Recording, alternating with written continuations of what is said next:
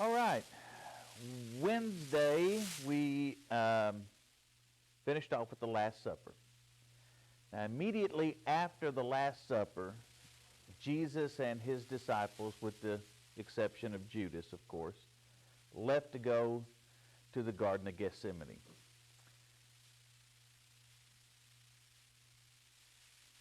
Got a question for you. Let's start off with this question.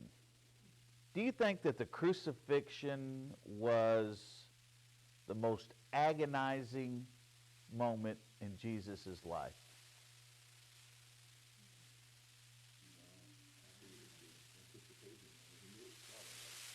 Yeah. Painful, probably. Painful? Yeah. Yeah. I mean, death on the cross is excruciatingly painful. And none of that pain was spared on Jesus. And we're going to go over the crucifixion. That'll be, I think the crucifixion will be the Wednesday before Easter. So we're going to go over the crucifixion then, and we're going to go into detail about the crucifixion at that time. But perhaps the thing that was just as agonizing for Jesus was the Garden of Gethsemane. Now, as I said, when the Passover meal was done, they got done eating the Passover meal. The disciples, with the exception of Judas, because Judas had already gone to fetch the soldiers to arrest Jesus. Jesus and the other the other disciples went to the Garden of Gethsemane. There was a lot of olive trees in the garden. As a matter of fact, Gethsemane comes from the Hebrew Gat Shemanim, which means olive press. So there was most likely an olive press in the garden that they were actually making their olive oil out of. Jesus needed to pray, and this was likely not the first time that Jesus went to the Garden of Gethsemane to pray. It was probably one of his, when he was in Jerusalem and around Jerusalem, that it was one of his more favorite areas to go and pray. So Jesus is there and he's pouring out his heart to God. And he took 3 of his disciples with him, Peter, James, and John. They went into the garden. They got to one spot. The other disciples waited there. Peter, James, and John went a little bit further with him. And then they stayed there, and then Jesus went a little bit further into the garden. But 3 things mark out the time in the Garden of Gethsemane. Let's look at Matthew 26, starting at verse 36.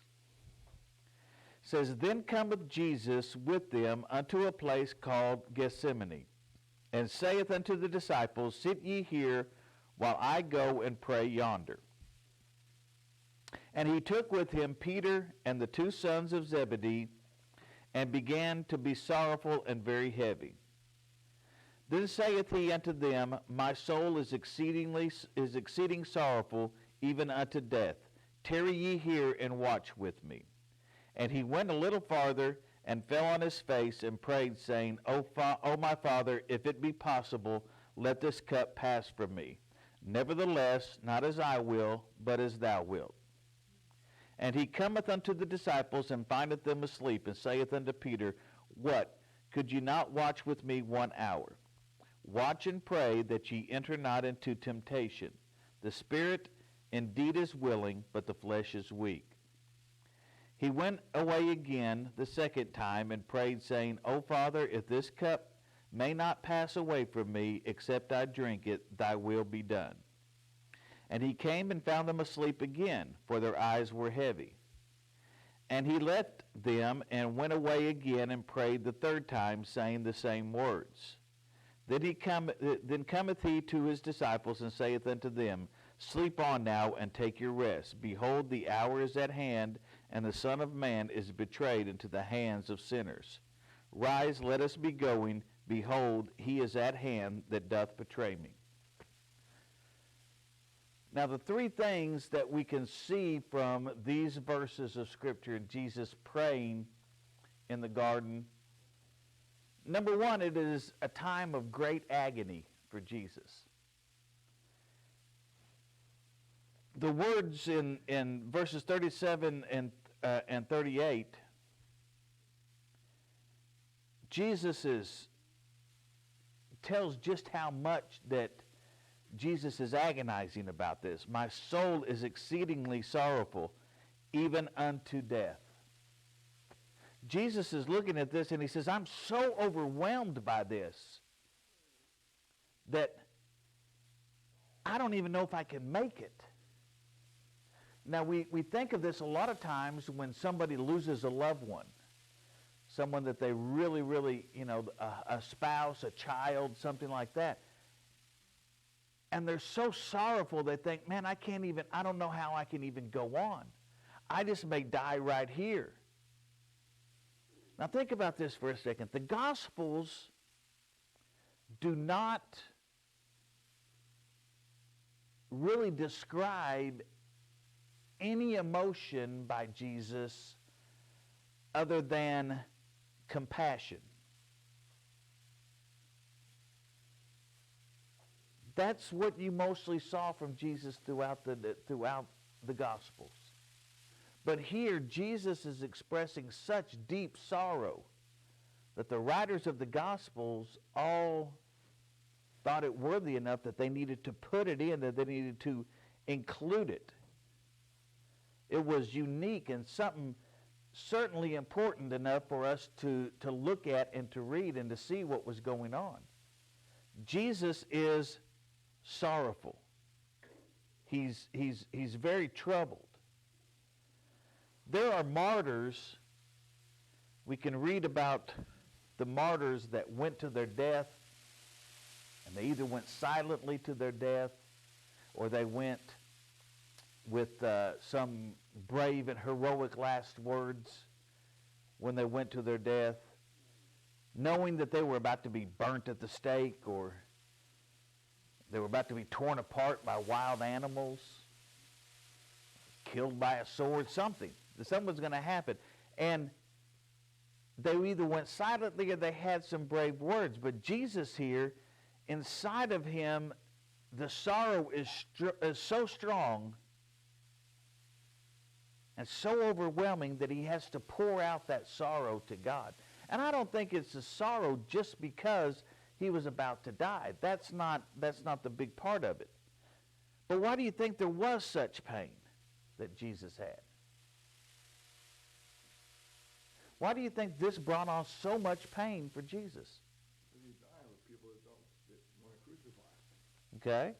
He's doing this for us, and his disciples can't even stay awake long enough. Yeah. They don't think there's nothing about it. They just like, Jesus going to pray, and he falls asleep. Yeah.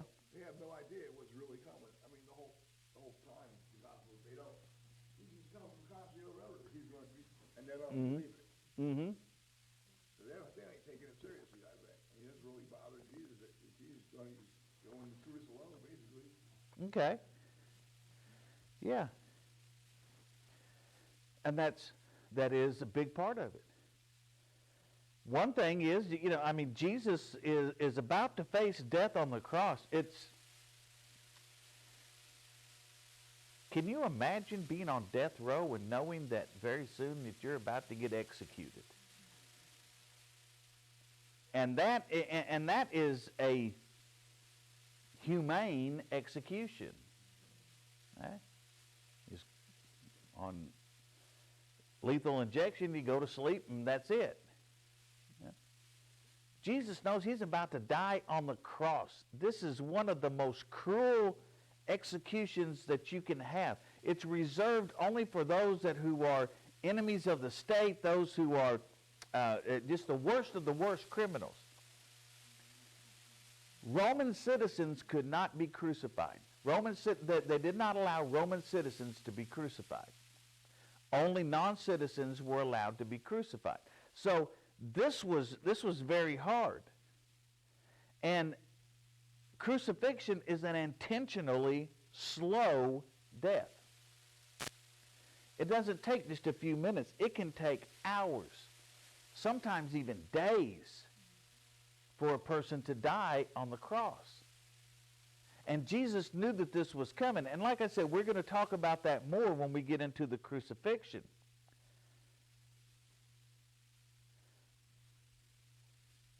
And since Jesus knew that crucifixion was, I mean, if you knew that this was about to happen to you, your soul would be in agony too. Most everybody would. But another thing is, Jesus' death was no ordinary death. It was no ordinary execution. Yes, he's going to suffer, and yes, he's going to die just like any other man. But he would be the man that would bear the sins of the world on his shoulders. Just think about that. All the sins that had ever happened, were happening, and ever will happen were going to be laid on the shoulders of Jesus while he was on the cross. We can't know all that that meant to him. Maybe it intensified his pain more. Maybe it was the separation from the perfect communion because of the sin. The perfect communion with the Father was just so excruciatingly bad. Whatever exactly was before Jesus, it was a cup that he dreaded having to drink. He didn't want to have to do this. Whatever the trials in our life that we face, no matter how bad those trials are that we face in our life, no matter how great our suffering and our pain is, Jesus understands because he went through it. He endured it. He knows deep agony. He knows what dread lies ahead. He knows the need to get down on the ground and cry out to God for release. He knows all of this stuff. And he endured that so that we can have that hope in him when we have to face those type of things. A second thing, Jesus is wrestling with what he has to do before he comes to the resolution. His prayer in the garden is remarkable because of its straightforward honesty. It says in verse number 39, "O Father, if it be possible, let this cup pass from me. Nevertheless, not as I will, but as thou wilt." He says, if it's possible, let this cup pass from me. People face terrifying news every day. You get a bad diagnosis from the doctor. Maybe he says that you have a terminal illness that there's no cure for. A child maybe has to face something like that. A child, a grandchild, someone. Maybe a loved one has been in an accident, and the accident has caused such damage that they're not going to recover from it. People face troubles like this all the time. But the greatest desire for people like this was the same thing that Jesus was facing then. That unimaginable and dreadful future would not exist. Is there any way I can get out of this? Is there any way I can get past this? If only somehow, by miracle of miracles, what they know is going to happen won't happen. When you know something's happening, you're praying harder that it won't happen. That you don't have to put up with it. If only the impossible could become possible. And how could you not pray for that? How could you not pray that this bad news would somehow become good news? That this terrible thing that you're facing maybe somehow won't be that terrible thing that you have to face anymore. And Jesus prayed, "My Father, if it is possible for this cup to be taken from me."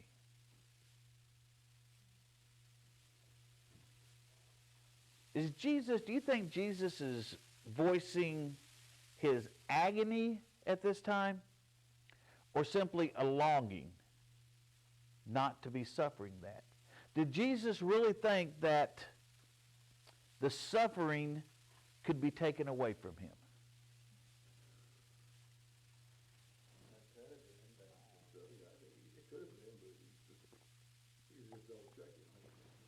Okay.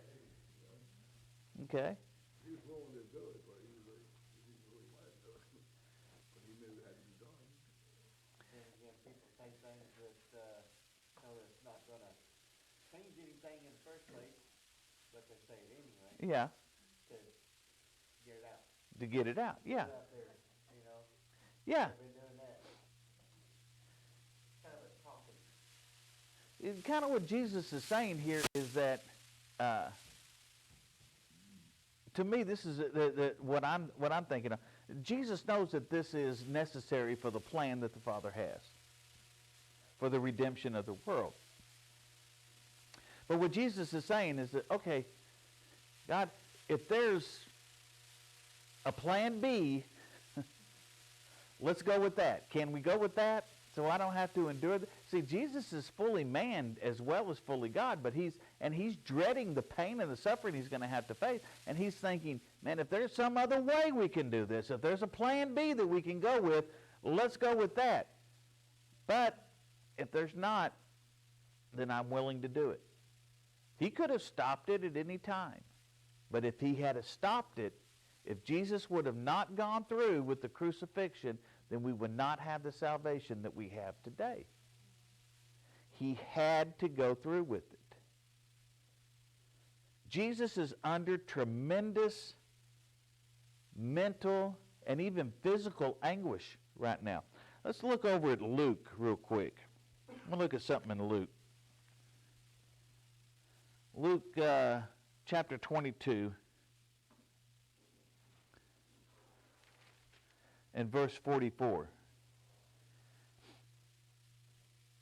And it says, "And being in an agony, he prayed more earnestly, and his sweat was as it were great drops of blood falling down to the ground." Jesus is experiencing a condition now that is known as hematidrosis. And what hematidrosis is when the blood, the capillaries in the sweat glands that feed the sweat glands, they rupture and literally cause the sweat glands to bleed. So this is not some metaphor or simile that Luke is talking about here. Luke is saying Jesus was literally sweating blood. Now this occurs, it's an unusual condition, but it does happen. But it occurs when someone is under extreme mental stress or physical stress. So this shows the amount of stress that Jesus was in. I mean, when you look at it, when we're under stress, we don't sweat blood. Okay? But Jesus was under such tremendous stress that he was sweating blood. The blood vessels in his body were rupturing and causing him to sweat blood. Now, when Jesus prays the second time, he seems to know that this cup can't pass from him. He seems to know that this is not something that's going to be able to pass away. He's going to have to do it. He's not asking God to take the cup away. He's simply asking, God, if you can, if there's some other way, let's do it. By the time he prays the second time, we see it seems to show that, we're going back to Matthew 22, it seems to show that he has resigned himself that this is the only way. This is the way that it has to be done. And he says, "O Father, if this cup may not pass away from me except I drink it, thy will be done." Jesus is saying that this can't happen if we can't take this away. If we can't get rid of this, then your will be done. I'm going to do this.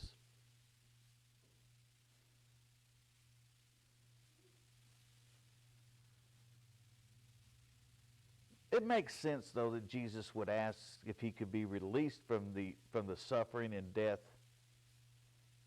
that he's going to have to face on the cross. His flesh is not looking forward to that, obviously. He's not trying to avoid the will of God. He's simply asking God, are you sure this is the only way? And he says, may your will be done. Jesus didn't want anything other than what the Father's agenda was for him. He had no other desire and no other agenda than what God's will was. Now think about this. This has been going on for thousands of years. This plan has been being developed since the fall in the garden. They have been putting this plan together.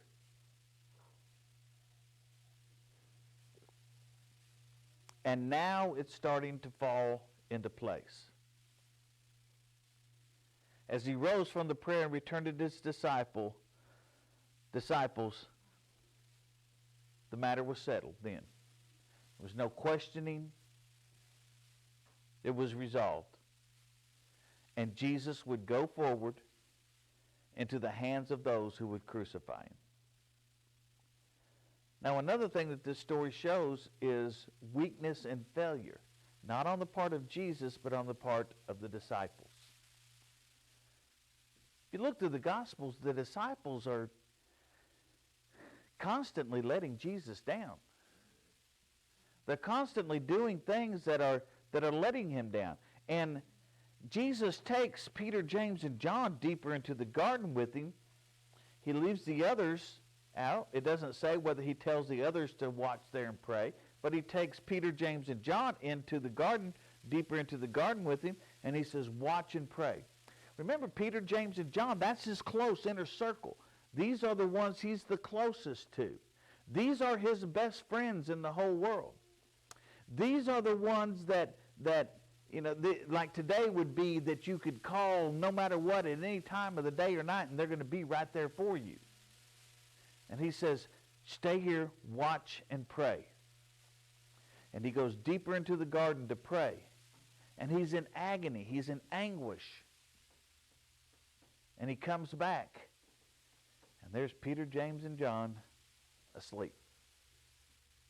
He says, come on, guys.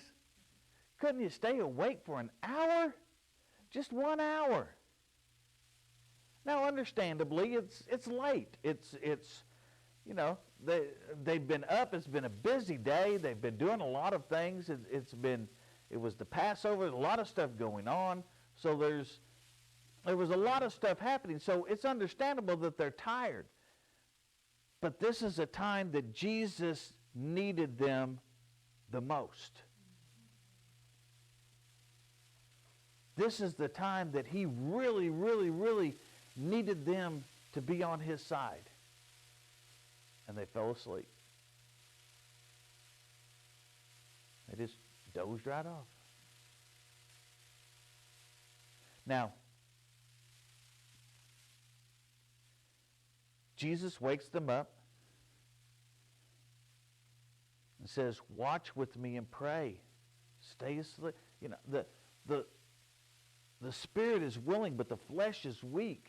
And you have to pray so that the flesh isn't weak anymore. You have to, you've got to really get that spirit built up. And then he goes into the garden again, and he comes back. And the second time he comes back, they're asleep again. This time he just lets them sleep.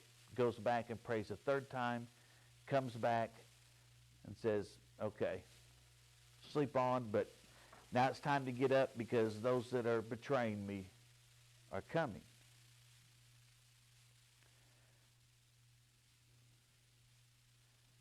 We're no different than that, really, when you think about it. When we sin out of ignorance. When we sin because of weakness, because of unwillingness, because of selfishness, because of carelessness. And at the times when the deep spiritual battles are at stake, we're not alert. We're not on our guard. We're not on our post. That was one of the hardest things, and I can kind of relate a little bit to this because that's one of the hardest things to do. I remember when we were in the field in the military. And throughout the night, you've been up for hours and hours and hours. Sometimes even days. And you get dug in and you've got your position there. And what we would normally do is we'd take 2-hour shifts. One person would be up for 2 hours, another person would sleep for 2 hours. Me, they always seemed to attack when I was asleep, so I had to get up. And then by the time it was over, it was my turn to be on watch and the other person. But you'd be up and you'd be watching. And one of the hardest things to do is to stay awake when you know you have to stay awake. You can be wide awake and everything and say, yeah, I've got to stay awake. I got to stay awake all night. And that's when you start going, start getting tired. We're weak, and that's what happens with sin. When we're not on guard, when we're not on our posts, when we're not keeping our eyes open, we're not playing our part, then that's when the weakness can slip in. That's when the devil can slip in. Now, thankfully, because all of the disappointments that the disciples gave Jesus, he didn't give up on them. He just got them to their feet and told them, time to get up now, guys. The people that are coming to arrest me are on their way. And it's wonderful that Jesus doesn't give up on us either, no matter what.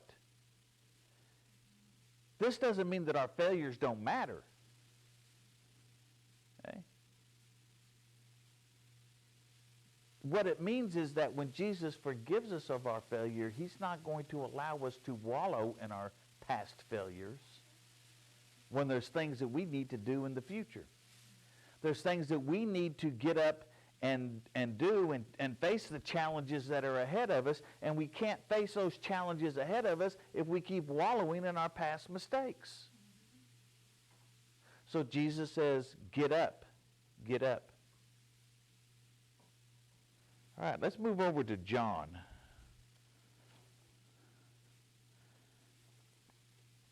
Chapter 18.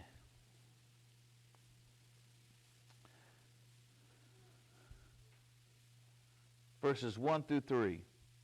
When Jesus had spoken these words, he went forth with his disciples over the brook of Cedron, where was a garden, into which he entered and his disciples. And Judas also, which betrayed him, knew the place, for Jesus oftentimes resorted thither with his disciples.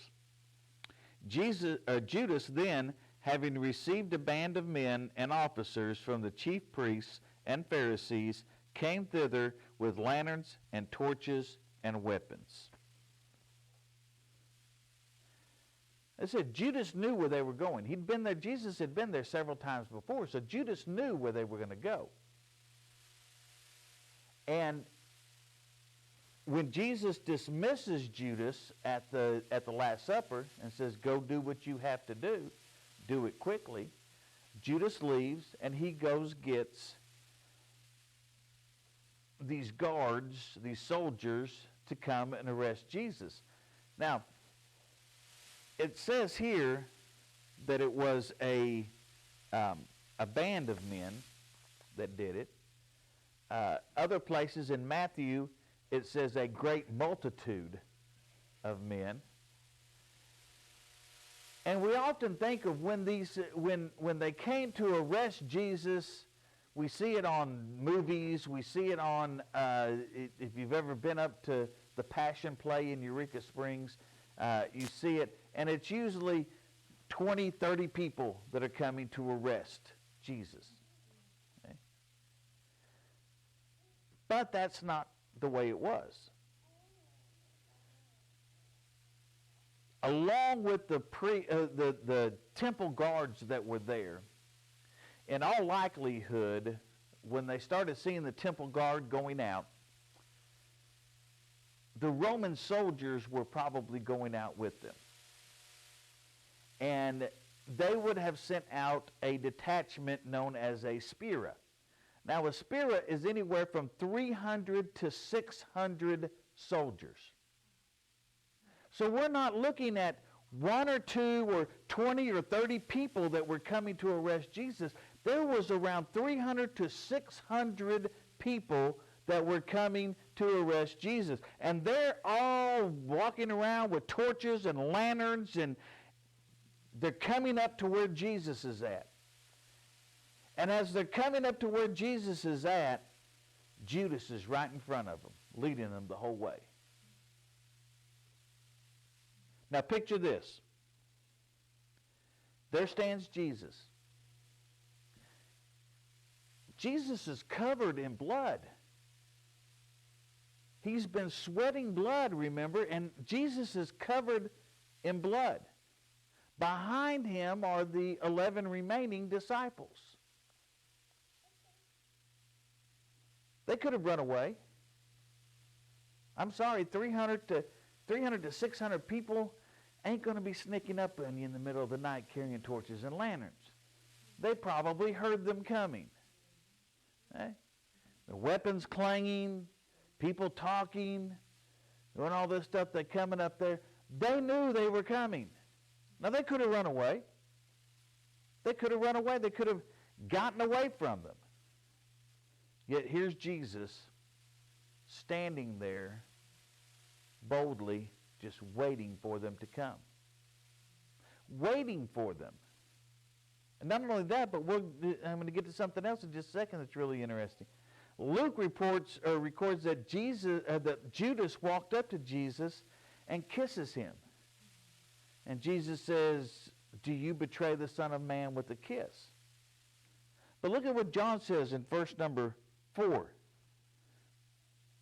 Jesus, therefore, knowing all things that they should come upon him, went forth and said unto them, "Whom seek ye?" Jesus went forth. He didn't just stand there waiting for them to show up. Jesus went out to meet them. Here are these people that he knows is coming to arrest him, and he goes up to meet them. And he says, "Whom do you seek?" Who are you looking for? Who are you trying to find? Now, look at this, verses 5 and 6. They answered him, "Jesus of Nazareth." Jesus saith unto them, "I am he." And Judas also, which betrayed him, stood with them. As soon as he had said unto them, "I am he," they went backward and fell to the ground. Think of this. Jesus walks up to them. There's 300 to 600 people here. Soldiers, guards. They got swords, they got spears, they got torches, they got lanterns, they got all of this stuff. And they walk, and Jesus walks up to them. And he says, "Who are you looking for, guys?" They say, "Jesus of Nazareth." He goes, "Oh, that's me. I'm Jesus of Nazareth." And look what happened. They all fell down. Picture that in your mind. 300 to 600 soldiers. Jesus says, "I am he," and they all go, whoom. They fall to the ground. Now, Jesus and the disciples could have run off again. They're all laying there on the ground. But Jesus says, "I am he." this shows us that evil always falls in the presence of Jesus. They were coming to do evil, and they fell to the ground. But Jesus just stands there and waits for them to stand up, get their weapons together, get their torches together, get themselves all composed, brush themselves off, everything together. And then Jesus asks them again, who are you looking for? And they said, Jesus of Nazareth. I like how Jesus answered them in verse 8. Jesus answered, I have told you that I am he. If therefore ye seek me, let these go their way. Here's Jesus standing before this band of soldiers. They've already been knocked down by the power of him just saying, I'm who you're looking for. I'm Jesus of Nazareth. Now they're all back up again, and he says, who are you looking for? Jesus of Nazareth. I've told you, I am he. And since you're looking for me, let these other guys go. Now,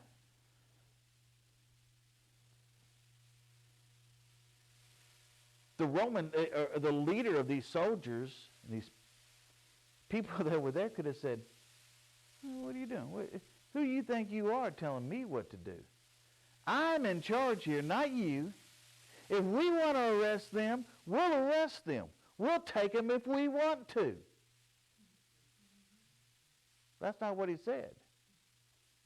Jesus said, if you're looking for me, then let these others go. Now notice how he says this. He doesn't say, if it's me that you're looking for, then, hey, why not just let these other guys go? Can't you just let these other guys be? You know, you're looking for me after all. No, he says, if you're looking for me, let these others go. He commanded them to let them go. Jesus was still in charge. Jesus was still in control. Jesus was still the one that was calling all the shots here. Looking for me, let these guys go. They have nothing to do with it.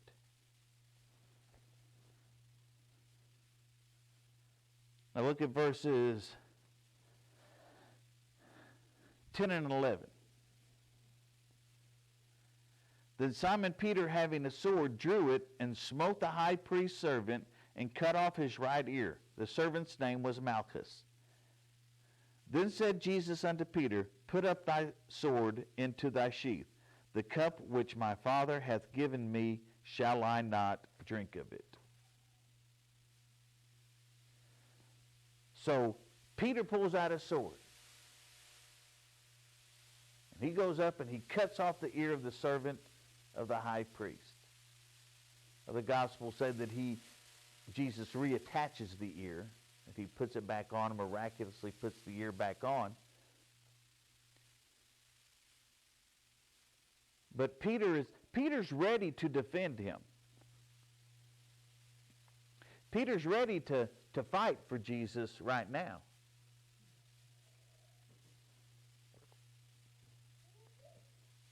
Peter's ready, willing to stand there and be killed with all of these soldiers. I mean, there's 300 to 600 soldiers, and Peter's pulling out a sword, ready to fight all of them. Okay? He was willing to do it because that would be a quick death. It wouldn't take that long for all these people to kill him.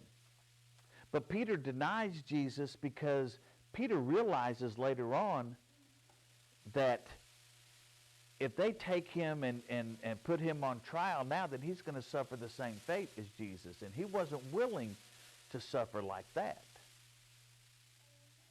You know, it's real easy to stand up and say, if you're going to kill me quick, that's fine. But if you're going to make me suffer, I don't want to do that.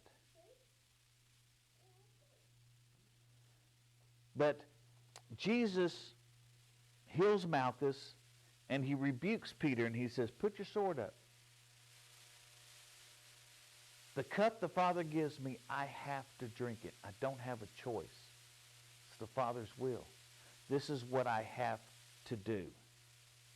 It's necessary for me to do this. I have to drink it. And again, the guards could have arrested Peter right then, and the rest of them. Said, no, you're going to fight against us. We're just going to grab you and arrest you and throw you in jail too. But no, the guards still let them go because Jesus said, let these go. Verse 12, then the band and the captain and officers of the Jews took Jesus and bound him. Now they have bound Jesus. They have arrested him.